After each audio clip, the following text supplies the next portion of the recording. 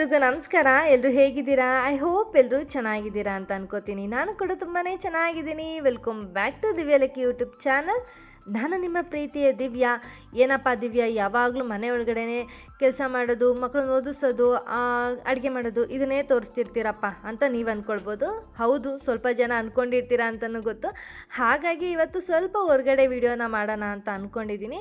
ಇವತ್ತು ನಾವು ಹೊರಟಿರೋದು ಮಂದಾರಗಿರಿ ಹಿಲ್ಸ್ಗೆ. ತುಂಬ ದಿನದಿಂದ ಅಂದ್ಕೊತಿದ್ದೆ ಇವತ್ತು ಯಾವಾಗಲಾದರೂ ಮಂದಾರಗಿರಿ ಹಿಲ್ಸ್ಗೆ ಹೋಗಬೇಕು ಅಂಥೇಳಿ.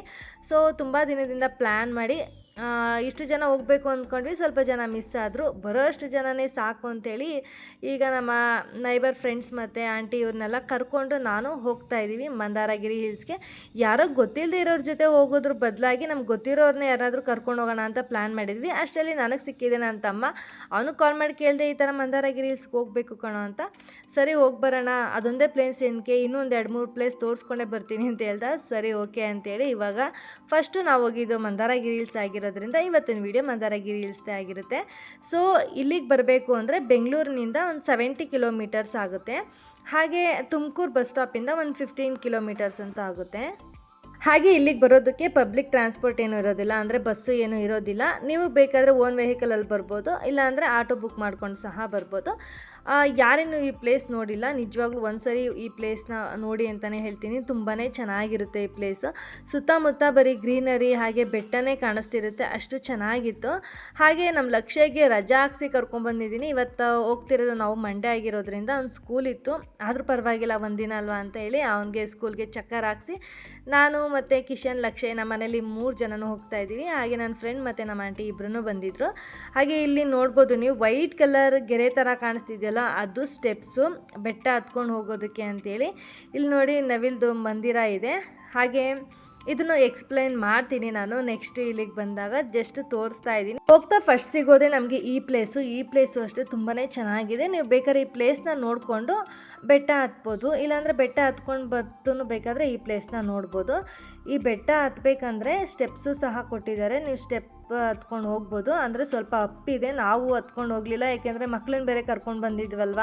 ಸೊ ಹಾಗಾಗಿ ಅದೆಲ್ಲ ರಿಸ್ಕಿ ಅಂತೇಳಿ ನಾವು ಹೋಗಲಿಲ್ಲ. ಇಲ್ಲೇ ಪಕ್ಕದಲ್ಲೇ ಈ ಥರ ರೋಡ್ ಮಾಡಿದ್ದಾರೆ, ಇಲ್ಲಿಂದ ಡೈರೆಕ್ಟಾಗಿ ನಾವು ಬೆಟ್ಟದ ಮೇಲಕ್ಕೇ ಹೋಗ್ಬೋದು. ಚೆನ್ನಾಗಿರುತ್ತೆ, ವ್ಯೂ ಮಾತ್ರ ಸಖತ್ತಾಗಿರುತ್ತೆ. ಹಾಗೆ ನೀವು ಈ ಥರ ಜುಲೈ ಆಗಸ್ಟ್ ಈ ಮಂತಲ್ಲಿ ಬಂದರೆ ಸಿಕ್ಕಾಪಟ್ಟೆ ಚೆನ್ನಾಗಿರುತ್ತೆ. ಮಾರ್ನಿಂಗ್ ಟೈಮು ಇಲ್ಲ ಈವ್ನಿಂಗ್ ಟೈಮ್ ಬನ್ನಿ. ನಾವು ಸ್ವಲ್ಪ ಲೇಟಾಗಿ ಬಂದ್ವಿ, ಒಂದು 9 ಇಲ್ಲ 10 ಆಗಿತ್ತು ಅನಿಸುತ್ತೆ ನಾವು ಬಂದಾಗ. ಸ್ವಲ್ಪ ಬಿಸಿಲಾದರೆ ನೋಡೋಕೆ ಅಷ್ಟು ಚೆನ್ನಾಗಿರೋದಿಲ್ಲ. ಮಾರ್ನಿಂಗ್ ಮತ್ತು ಈವ್ನಿಂಗ್ ಅಂತೂ ಸಖತ್ತಾಗಿರುತ್ತೆ. ಅಂದರೆ ಫಾಗ್ ಎಲ್ಲ ಬರ್ತಿರುತ್ತೆ, ಚಿಟಪಟ ಅಂತ ಒಂದು ಚಿಕ್ಕದಾಗಿ ಮಳೆ ನೀರು ಬರ್ತಾ ಇರುತ್ತಲ್ವ, ಏನೋ ಒಂಥರ ಚೆನ್ನಾಗಿರುತ್ತೆ. ಆದರೂ ಇವಾಗ ನಾವು ಹೋಗಿದ್ದಾಗಲೂ ಅಷ್ಟೇ ಸಿಕ್ಕಾಪಟ್ಟೆ ಗಾಳಿ ಸಖತ್ತಾಗಿತ್ತು ಅಂತಲೇ ಹೇಳ್ಬೋದು. ಹೋಗ್ತಾ ನೋಡಿ ಈ ಥರ ಕೆರೆನೂ ಕಾಣಿಸ್ತು ನಮಗೆ. ಇಲ್ಲಿ ಹೋಗ್ಬೋದಂತೆ, ಬಟ್ ನಾವು ಮಕ್ಕಳನ್ನೆಲ್ಲ ಕರ್ಕೊಂಡು ಹೋಗಿದ್ವಲ್ಲ, ಏನಕ್ಕೆ ರಿಸ್ಕ್ ಅಂತ ಹೇಳ್ಬಿಟ್ಟು ನಾವು ಹೋಗಿಲ್ಲ ಅಷ್ಟೇ. ಇಲ್ಲೇ ಸ್ವಲ್ಪ ಹೊತ್ತು ನೋಡಿದ್ವಿ, ಅಷ್ಟು ಚೆನ್ನಾಗಿತ್ತು. ಈ ಗ್ರೀನರಿ ಎಲ್ಲ ನೋಡ್ತಿದ್ರೆ ಕಣ್ಣಿಗೆ ಏನೋ ಒಂಥರ ತಂಪು ಅಂತಲೇ ಹೇಳ್ಬೋದು.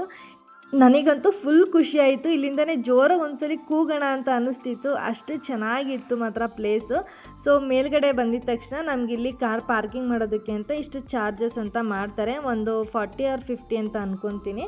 ಸೊ ನಾವಲ್ಲಿ ಕಾರ್ ಪಾರ್ಕಿಂಗ್ ಮಾಡಿ ಇವಾಗ ಮೇಲ್ಗಡೆ ಹೋಗೋಣ ಅಂತ ಹೊರಟಿದ್ದೀವಿ. ನಾವು ಗೇಟ್ ಹಾಕಿರೋದು ನೋಡಿಬಿಟ್ಟು ಬಾಗಿಲು ಕ್ಲೋಸ್ ಮಾಡಿಬಿಟ್ಟಿದ್ದಾರೆ ಅಂತ ಅಂದ್ಕೊಂಡಿದ್ವಿ, ಬಟ್ ಇಲ್ಲ, ಈ ಕಡೆ ಸೈಡ್ ಜಾಗ ಇರುತ್ತೆ, ಅಲ್ಲಿಂದ ಹೋಗಬೇಕು ಅಂತ ಆಮೇಲೆ ಗೊತ್ತಾಯಿತು. ಸೊ ಆಮೇಲೆ ಹೊರಟಿದ್ದೀವಿ. ಸಿಕ್ಕಾಪಟ್ಟೆ ಚೆನ್ನಾಗಿ ಗಾಳಿ ಬೀಸ್ತಾ ಇತ್ತು ಅಂತಲೇ ಹೇಳ್ಬೋದು. ನಾವಂತೂ ಫುಲ್ ಎಂಜಾಯ್ ಮಾಡಿದ್ವಿ. ಹಾಗೆ ನೋಡಿ ಪಕ್ಕದಲ್ಲೂ ಒಂದು ಚಿಕ್ಕದಾಗಿರೋಂಥ ಕೆರೆ ಇದೆ, ಈ ಕೆರೆಯಲ್ಲೂ ಅಷ್ಟೇ ಸ್ವಲ್ಪ ಹೊತ್ತು ಆಟ ಆಡಿದ್ವಿ. ಹಾಗೆ ಮಕ್ಕಳನ್ನು ಸಹ ತುಂಬಾ ಎಂಜಾಯ್ ಮಾಡಿದ್ರು. ಇದ್ಯಾವುದನ್ನು ನಾನು ವೀಡಿಯೋ ಕ್ಲಿಪ್ಪಿಂಗ್ಸ್ನ ಹಾಕೋದಕ್ಕೆ ಹೋಗಿಲ್ಲ, ಏಕೆಂದರೆ ಯೂಟ್ಯೂಬ್ ಕಡೆಯಿಂದ ನಮಗೊಂದು ವಾರ್ನಿಂಗ್ ಬರುತ್ತೆ. ಏಕೆಂದರೆ ಮಕ್ಕಳು ಸುತ್ತಮುತ್ತ ಏನಾದರೂ ಡೇಂಜರಸ್ ಪ್ಲೇಸಸ್ ಇದ್ದರೆ ಅವ್ರು ನಮಗೆ ವಾರ್ನಿಂಗ್ ಮಾಡ್ತಾರೆ. ಸೊ ಹಾಗಾಗಿ ಇದ್ಯಾವುದನ್ನು ನಾನು ಅಪ್ಲೋಡ್ ಮಾಡಿಲ್ಲ. ಅಂದರೆ ನಾವು ಕೆರೆ ಒಳಗಡೆ ಏನು ಇಳ್ದಿರಲಿಲ್ಲ, ನಾವು ಬೆಟ್ಟದ ಮೇಲೇ ನಿಂತ್ಕೊಂಡಿದ್ವಿ. ಆದರೂ ಯಾಕೆ ಅಂತ ಹೇಳಿ ನಾನು ಅದನ್ನು ವೀಡಿಯೋನ ಅಪ್ಲೋಡ್ ಮಾಡಿಲ್ಲ, ಜಸ್ಟ್ ನಾವು ಎಂಜಾಯ್ ಮಾಡಿದ್ವಿ ಅಷ್ಟೇ. ನನ್ನ ತಮ್ಮ ಅಂತೂ ನನ್ನ ಮಗನ ಹಿಡ್ಕೊಂಡು ಎತ್ಕೊಂಡು ಬರ್ತಿದ್ದ, ನೀನು ಸ್ವಲ್ಪ ವೀಡಿಯೋಗಳನ್ನೆಲ್ಲ ಮಾಡ್ಕೊ, ನಾನು ಅವನ್ನ ನೋಡ್ಕೊತೀನಿ ಅಂತ ಹೇಳ್ದ. ಸೊ ಅವನು ನೋಡ್ಕೊತಿದ್ದ, ನಾನು ನಿಮಗೋಸ್ಕರ ಸ್ವಲ್ಪ ವೀಡಿಯೋನೆಲ್ಲ ಕ್ಲಿಪ್ಪಿಂಗ್ಸ್ನ ತೊಗೊಂಡಿದ್ದೀನಿ. ಅಂದರೆ ಇದು ಜೈನ ಸಮುದಾಯಕ್ಕೆ ಸೇರಿರುವಂಥದ್ದು. ಅಂದರೆ ಚಂದ್ರಪ್ರಭು ತೀರ್ಥಂಕರ 1000 ವರ್ಷ ಆಗಿರ್ತಕ್ಕಂಥ ಜೈನ ಸಮುದಾಯಕ್ಕೆ ಸೇರಿರುವಂಥ ಚಂದ್ರಪ್ರಭು 8ನೇ ತೀರ್ಥಂಕರರು. ಇವರು ವಿಶ್ವಕ್ಕೆ ಶಾಂತಿ ಮತ್ತು ಅಹಿಂಸಾವಾದಿಗಳು.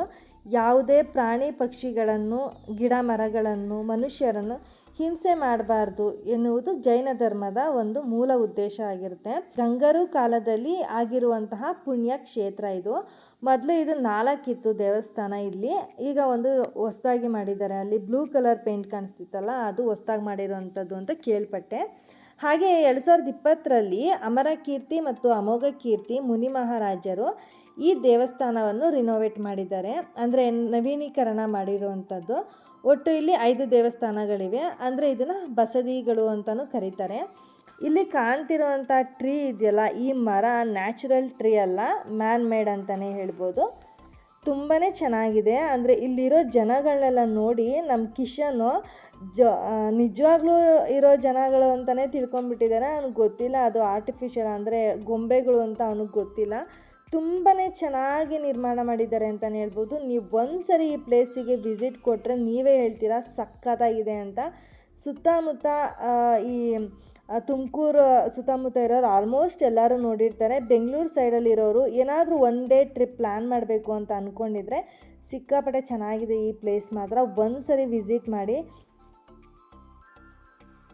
ಬೆಟ್ಟ ಹತ್ತಿ ಬಂದಾಗಂತೂ ತುಂಬಾ ಸುಸ್ತಾಗ್ತಾ ಇರುತ್ತೆ. ಇಲ್ಲಿ ಬಂದು ಆರಾಮಾಗಿ ಒಂದು ಸ್ವಲ್ಪ ಹೊತ್ತು ಕುತ್ಕೊಂಡ್ರೆ ಏನೋ ಒಂಥರ ವಿಶ್ರಾಂತಿ ಸಿಗ್ದಂಗೆ ಆಗುತ್ತೆ. ಹಾಗೆ ಜಾಸ್ತಿ ಯಾವುದೂ ಸೌಂಡೇ ಇಲ್ಲ. ನಾವೇನು ಮಾತಾಡ್ತೀವಿ ಅಷ್ಟೇ ಸೌಂಡು, ಬಿಟ್ಟರೆ ಯಾವ ಸೌಂಡು ಇಲ್ಲ. ಸುತ್ತಮುತ್ತ ಗಾಳಿ, ಪರಿಸರ ಅಂತೂ ತುಂಬಾ ಚೆನ್ನಾಗಿದೆ. ಕಣ್ಣಿಗಂತೂ ತುಂಬಾ ತಂಪು ಹಿಂಪು ಎಲ್ಲನೂ ಅಂದ್ಕೊಳ್ಳಿ ನೀವು. ನನ್ನ ಮಕ್ಕಳಂತೂ ಯಾರು ಎಂಜಾಯ್ ಮಾಡಿದ್ರೋ ಬಿಟ್ಟರೋ ಗೊತ್ತಿಲ್ಲ, ಅವರಂತೂ ಸಿಕ್ಕಾಪಟ್ಟೆ ಎಂಜಾಯ್ ಮಾಡಿದ್ರು. ಹಾಗೆ ನಾವು ಹೆಣ್ಮಕ್ಳು ಗೊತ್ತಲ್ಲ, ಸುಮ್ಮನೆ ಇರೋದಿಲ್ಲ. ನಾವು ವೀಡಿಯೋ ಮಾಡೋದು ಮತ್ತು ಸೆಲ್ಫಿ ತೊಗೊಳ್ಳೋದು, ಫೋಟೋಸ್ ತಗೊಳ್ಳೋದು. ಪಾಪ ನನ್ನ ತಮ್ಮನಿಗಂತೂ ಅದು ಎಷ್ಟು ಬೇಜಾರು ಮಾಡ್ಕೊಂಡೋ ಗೊತ್ತಿಲ್ಲ. ಹೋಗ್ಬೇಕಾದ್ರೆ ಕೇಳಿದೆ ನಾನು ಅವನ್ನ, ಬೇಜಾರಾಯ್ತೇನೋ ಅಂತ. ಇಲ್ಲಪ್ಪ ನನಗೇನು ಬೇಜಾರಿಲ್ಲ ಅಂದ. ಅವನು ಎಲ್ಲ ಫೋಟೋಸ್ನೆಲ್ಲ ತೆಕ್ಕೊಟ್ಟು ಮತ್ತು ವೀಡಿಯೋನೆಲ್ಲ ಮಾಡ್ಕೊಂಡ.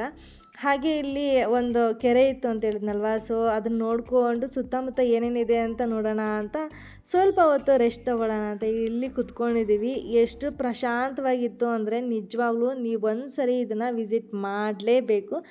ಅಷ್ಟು ಚೆನ್ನಾಗಿದೆ ಈ ಪ್ಲೇಸ್ ಅಂತಲೇ ಹೇಳ್ಬೋದು. ನೋಡಿ ಎಷ್ಟು ಚೆನ್ನಾಗಿ ಕಾಣಿಸ್ತಿದೆ ಅಲ್ವಾ. ಈ ಥರ ವ್ಯೂವ್ನ ಕಳ್ಕೊಳ್ಳೋದಕ್ಕೆ ಹೋಗಬೇಡಿ. ಇವಾಗ ಜುಲೈ ಆಗಸ್ಟ್ ಟೈಮಲ್ಲಿ ಒಂದು ಸರಿ ಹೋಗಿ. ಹಾಗೆ ನನಗೆ ಇಲ್ಲಿ ಭಯ ಆಗಿದ್ದೇನು ಅಂದರೆ, ಕಾರಲ್ಲಿ ಮೇಲ್ಗಡೆ ಹೋಗಬೇಕಾದ್ರೆ ಒಂದು ಸ್ವಲ್ಪ ಭಯ ಆಗ್ತಿತ್ತು, ಅಂದರೆ ಟರ್ನಿಂಗ್ಸ್ ಜಾಸ್ತಿ ಇತ್ತು. ಮತ್ತು ಈಗ ಕೆಳಗಡೆ ಇಳಿಬೇಕಾದ್ರೆ ಇನ್ನೊಂದು ಸ್ವಲ್ಪ ಭಯ ಜಾಸ್ತಿನೇ ಇತ್ತು. ಏಕೆಂದರೆ ಡೌನಲ್ಲಿ ಇತ್ತಲ್ವ, ಸಿಕ್ಕಾಪಟ್ಟೆ ಭಯ ಆಯ್ತಿತ್ತು. ಅಯ್ಯೋ ಇದ್ರ ಬದಲಾಗಿ ಬೆಟ್ಟನೇ ಹತ್ತು ಇಳಿದು ಬಿಡ್ಬೋದಾಗಿತ್ತಲ್ಲಪ್ಪ ಅಂತ ಅನ್ನಿಸ್ತಾ ಇತ್ತು. ಅಷ್ಟು ಭಯ ಆಗ್ತಿತ್ತು ನನಗಂತೂ.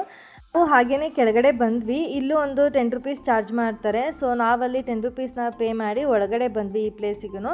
ತುಂಬಾ ಚೆನ್ನಾಗಿದೆ ಈ ಪ್ಲೇಸು. ಯಾರಾದರೂ ಫೋಟೋಶೂಟ್ ಮಾಡಿಸೋರಿದ್ದರೆ ತುಂಬ ಚೆನ್ನಾಗಿ ಫೋಟೋಸ್ ಎಲ್ಲ ಬರುತ್ತೆ ಅಂತಲೇ ಹೇಳ್ಬೋದು. ನಾವು ಇಲ್ಲಿ ಫೋಟೋಸ್ ಮತ್ತು ವೀಡಿಯೋಸ್ ಮಾಡ್ಕೊಂಡ್ವಿ. ಹಾಗೆ ಇಲ್ಲಿ ನನ್ನ ತಮ್ಮನ ರೇಗಿಸ್ತಾ ಇದೆ ಫೋಟೋಗ್ರಾಫರ್ ಮುಸ್ತಫಾ ಅಂತೇಳಿ. ಅವನು ಸುಮ್ಮನೆ ದಿವಿ ಅಂತ ಹೇಳ್ತಾ ಇದ್ದ. ಅಂದರೆ ನನ್ನ ಹೆಸರು ದಿವ್ಯಾ, ಎಲ್ಲರೂ ದಿವಿ ಅಂತ ಕರೀತಾರೆ.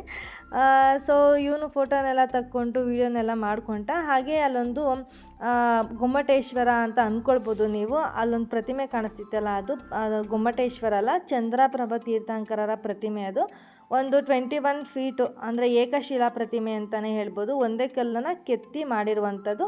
ಅದು ಗೊಮ್ಮಟೇಶ್ವರ ಅಲ್ಲ, ಅದು ಚಂದ್ರಪ್ರಭ ತೀರ್ಥಂಕರರ ಪ್ರತಿಮೆ.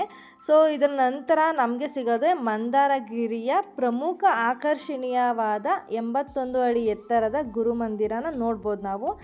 ಈ ಮಂದಿರ ಜೈನ ಆಚಾರ್ಯರಾದ ಶ್ರೀ ಶಾಂತಿ ಸಾಗರ ಇವರಿಗೆ ಸಮರ್ಪಿಸಲಾಗಿದೆ. ಈ ಮಂದಿರಕ್ಕೆ ಇನ್ನೊಂದು ಹೆಸರು ಏನಂದರೆ ನವಿಲು ದೇವಸ್ಥಾನ ಅಂತಲೂ ಕರೀತಾರೆ, ಅಥವಾ ಪಿಂಚಿ ಟೆಂಪಲ್ ಅಂತಲೂ ಕರೀತಾರೆ. ಏಕೆಂದರೆ ಈ ದೇವಸ್ಥಾನ ಕಟ್ಟಿದ್ದು ದಿಗಂಬರ ಸನ್ಯಾಸಿಗಳು ಉಪಯೋಗಿಸ್ತಿದ್ದ ನವಿಲುಗರಿ ಬೀಸಣಿಕೆ ಇತ್ತಲ್ಲ, ಆ ಶೇಪೆಲ್ಲ ಇದನ್ನು ನಿರ್ಮಾಣ ಮಾಡಿದ್ದಾರೆ. ಅಂದರೆ ಒಳಗಡೆ ಫೋಟೋಸು ವೀಡಿಯೋಸ್ ಎಲ್ಲ ಅಲೋ ಇರಲಿಲ್ಲ. ಸೊ ಹಾಗಾಗಿ ಅದನ್ನು ನಾನು ಕ್ಯಾಪ್ಚರ್ ಮಾಡಲಿಲ್ಲ. ಹಾಗೆ ಅಲ್ಲೇ ಒಂದು ಸ್ವಲ್ಪ ವೀಡಿಯೋಸು ಮತ್ತು ಫೋಟೋಸು ಎಲ್ಲ ತೆಕ್ಕೊಂಡ್ವಿ. ಹೆಣ್ಮಕ್ಳು ಅಂದರೆ ಗೊತ್ತಲ್ಲ, ಫೋಟೋ ತೆಕ್ಕೊಳ್ಳೋದು ವೀಡಿಯೋ ಮಾಡ್ಕೊಳ್ಳೋದು ಎಲ್ಲ ಕಾಮನು, ಏನು ಹೇಳಿ ಕಾಮನು. ಸೊ ಅದನ್ನೆಲ್ಲ ತೆಕ್ಕೊಂಡು ಹೋಗಬೇಕಾದ್ರೆ ಟ್ರೈನನ್ನು ನೋಡಿದ್ವಿ. ನನ್ನ ಮಕ್ಳಿಗಂತೂ ಟ್ರೈನ್ ಅಂದರೆ ತುಂಬಾ ಇಷ್ಟ, ಆದರೆ ನಂಗೆ ಟ್ರೈನ್ ಅಂದರೆ ತುಂಬಾ ಭಯ.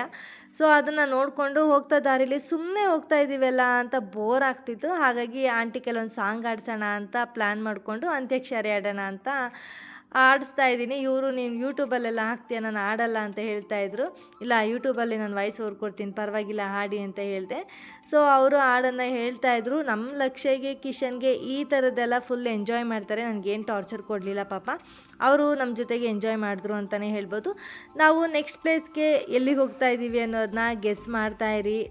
ಸೊ ಯಾವ ಪ್ಲೇಸಿಗೆ ಹೋಗ್ಬೋದು ಅನ್ನೋದನ್ನ. ಸೊ ಸಿಗ್ತೀನಿ ನೆಕ್ಸ್ಟ್ ವ್ಲಾಗ್ನಲ್ಲಿ. ಅಲ್ಲಿವರೆಗೂ ಯಾರಿನ್ನೂ ನನ್ನ ಚಾನಲ್ ಸಬ್ಸ್ಕ್ರೈಬ್ ಆಗದೆ ನೋಡ್ತಾ ಇದ್ದೀರಾ, ಪ್ಲೀಸ್ ಸಬ್ಸ್ಕ್ರೈಬ್ ಆಗಿ ಅಂತ ಹೇಳ್ತೀನಿ. ಬಾಯ್.